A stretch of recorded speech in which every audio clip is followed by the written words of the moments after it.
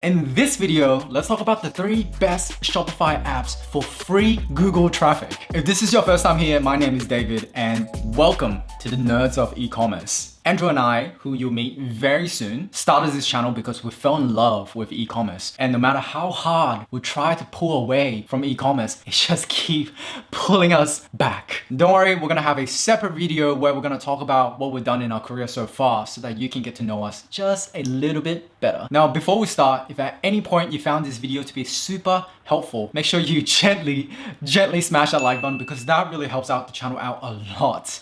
And without further ado, let's go. So this video is going to be broken into 3 parts. The first part is I'm going to share some SEO results from a recent Shopify store that I worked on. And the Shopify store is not a small store by any means. It's actually one of the more recognizable Australian bed linen brands. And the second part of this video is 3 of the best Shopify SEO apps in my personal opinion. And the third part of this video is a bonus Shopify SEO app that not a lot of people are talking about yet, but I believe is going to be really important moving on to the future. And I'll tell you why towards the end of this video. Now the timestamps are in the description or the comments below. So if you want to skip to a specific part, feel free to help yourself. Now let's start off with a couple of screenshots because I just want to show you the possibility of SEO and what SEO can do for your store. This is a screenshot of total sales from January to April. Now, this total sales actually includes other channel as well. As part of my engagement with this company, they asked for help in the beginning of Feb for Facebook ads, Google ads, and most importantly, SEO. They wanted to know if there was an opportunity to work on their SEO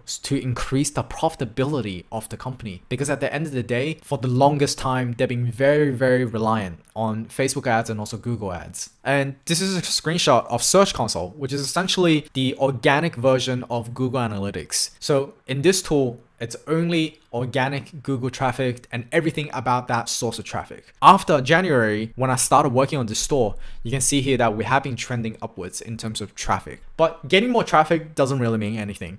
So this is a screenshot of just organic traffic in Google Analytics. And since then, we can see here that in March and April, we have been able to increase the sales by over 80% compared to last year.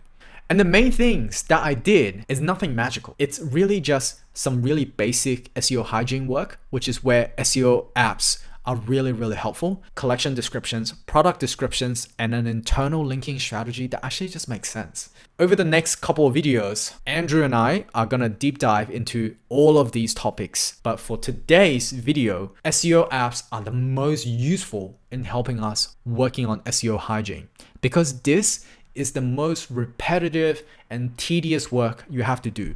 And SEO apps really does help automate majority of this part so you can spend more time working on the collection descriptions, product descriptions, and the internal linking strategy. So ultimately, the purpose of these SEO apps is to limit the amount of 404s. I'll talk about this in just a second. Better meta titles and descriptions so that people actually want to click on it when they see your result in the organic search.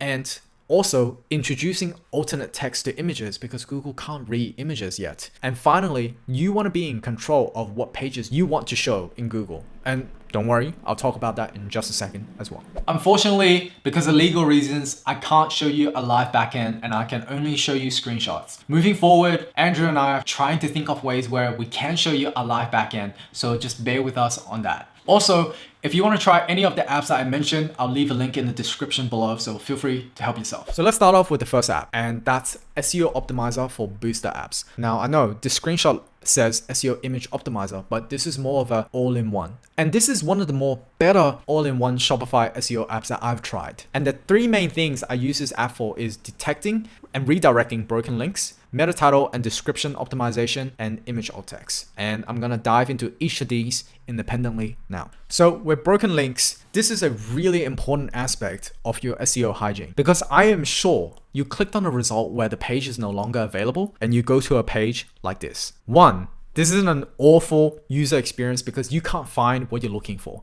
And 2, because you didn't find what you're looking for, you're gonna go back to the search result and click on another result. Now, because the amount of time you spent on the page is so short, that is essentially telling Google that your page is essentially no good. And if it's Google's job to serve you the most relevant answer, you can imagine how much they hate 404s. So the really cool thing about this app is that it detects and it also allows you to redirect it to another page that might serve as a really good answer if that URL is broken. Now, this will save you a lot of time, trust me. And back in the day, you actually have to manually go through these pages in order to find which URL is broken. Now, the next one is meta titles and descriptions. Now, for people to click on your search result in Google search, you have to entice them to click on it.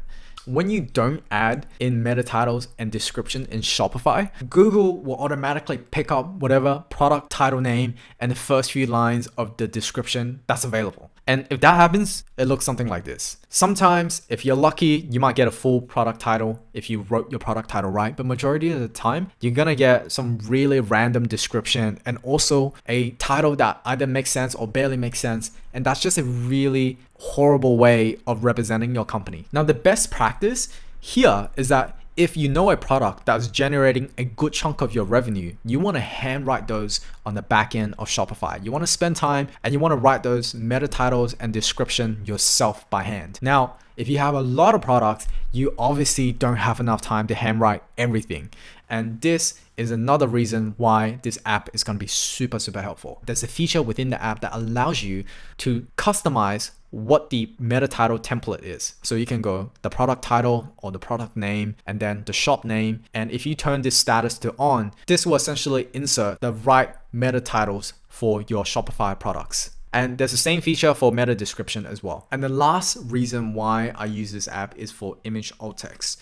Now, at the moment, Google actually can't read images at all. Of course, moving on to the future, they might be able to, but ultimately, you just want to let Google know what that image ultimately is. And that also helps you to get traffic from Google Images as well. So there's a feature within the app that allows you to customize the template again in terms of what you want to automatically insert as alt text. And this will save you a ton of time because for your products, if you have different colors, different sizes, you don't want to do that by hand because that will honestly take you a long time to do. And frankly, it's such a waste of time. So I personally use this to automate alt text for me, and that saves me a ton of time.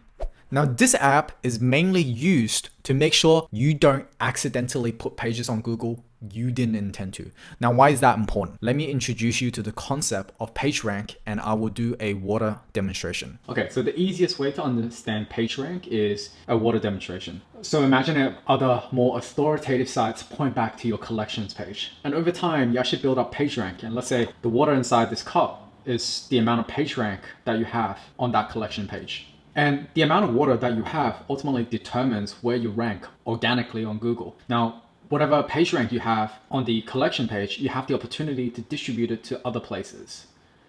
Now, let's say these are the URLs that we want, and these could be product pages, and these are the pages that we don't want. And these could be essentially auto-created URLs from Shopify that we don't really want. And essentially how PageRank passes on authority is that, let's say we build a lot of authority on this collection page right here, and this is the amount of water that we have. We then have a choice to distribute the page rank the way we want. Now, if we don't get rid of these pages and they're both indexed on Google, what ends up happening is that this amount of page rank inside this cup has to be shared between the 5 URLs. However, if we get rid of these, then the amount of page rank will be more evenly distributed amongst other pages where it will actually make a difference for the business. So the main point here is that you only have a certain amount of page rank. So you want to make sure that limited amount of page rank that you have is shared to pages that will make a difference for your business. Because the more page rank product pages or other important pages have, the higher it's going to rank on Google. And the higher it ranks on Google, the more free traffic you're going to get. Now, I normally no index these pages: login pages, register pages, cart pages, search results, pagination, and 404s. Now, pagination is essentially page 1, 2, 3, or 4 of a collection page. To be honest, most of the time it is duplicate content. You don't really need it unless you have a clear purpose for that. And exactly the same case when it comes to tags, vendors, and types. Now, tags are especially dangerous because in your product page, you might sometimes add these tags to help your team to understand the different sizes of a product or whatever the case might be. But the really dangerous thing about doing something like this is that by adding a tag, you're actually auto-generating Shopify URLs, which can be really, really problematic if we go back to the PageRank demonstration. So at the end of the day, I normally no index tags unless you have a very, very clear purpose on why you want to do that. And if you don't have a reason for doing that, then I normally just no index it. Vendors, same thing, and also collection types as well. Now, the third app I have on this list is CrushPix. And CrushPix is more of a good to have, not a must have. But one of the things that Google really, really value in mobile experience is loading speed. Having really high quality images are both a blessing and a curse because customers will have an awesome experience seeing virtually what they're going to get. But on the other hand, if it's a massive size image, it will slow down the loading speed. If the loading speed is slow, Google can potentially lower your organic ranking just because it's slow. So this app helps compress down the images to a smaller size, allowing the website to load faster.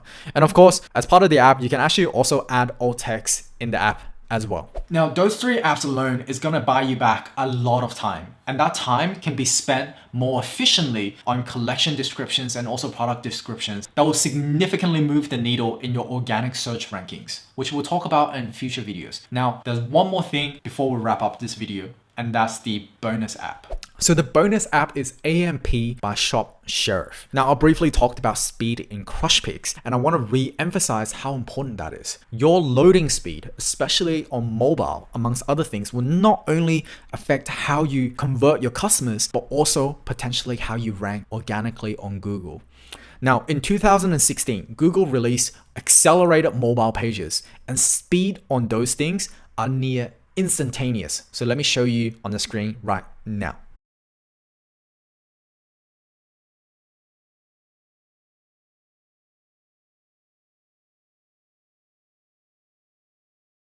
That's how fast your website can load using AMP pages. Now, AMP pages only apply to mobile version of your site. But why is mobile version of your site really, really important? This is a graph of mobile e-commerce sales growth from 2016 to 2020 and moving forward. As you can see, in 2016, mobile e-commerce sales was around almost $1 trillion.